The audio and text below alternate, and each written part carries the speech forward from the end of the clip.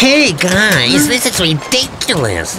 Since they introduced these new pilot flight time rules in Europe, it's becoming pretty dangerous up here. Next year we should walk. Absolutely right. A scandal! Really dangerous. Very soon, the EU will allow pilots to fly while being dangerously fatigued. This is against your fundamental right as a passenger to reach your destination safely. Is this what you want?